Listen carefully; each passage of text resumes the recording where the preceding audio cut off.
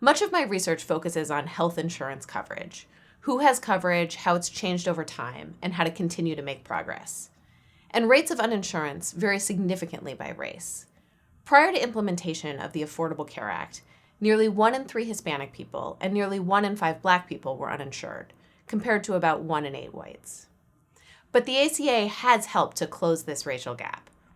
Since the ACA's core coverage provisions came online in 2014, rates of uninsurance across all racial groups have fallen dramatically, with the biggest gains among Black and Hispanic people. At the same time, there is still significant work to do. Today, 30 million people still remain uninsured, and about half of them are people of color. One of the specific reasons that people of color are disproportionately likely to be uninsured today has to do with the fact that 14 states have refused to expand Medicaid under the Affordable Care Act. More than 90% of the people who were locked out of coverage because of their state's refusal to expand Medicaid live in the South, and indeed some of the states with the biggest Black populations are those that have not expanded Medicaid under the ACA. So bringing Medicaid expansion to the remaining states and taking other steps that continue to move towards universal coverage will reduce racial disparities.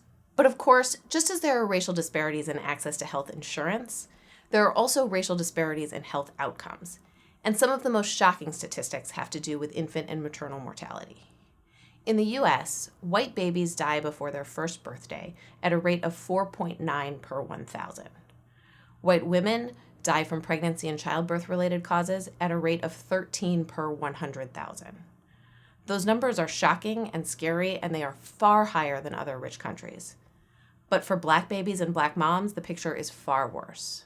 Black babies die at a rate of 11.4 per 1,000, more than 1%. Black moms die at a rate of 42.8 per 100,000. Those numbers are more than double and more than triple the rate of whites, respectively. And no one really knows why.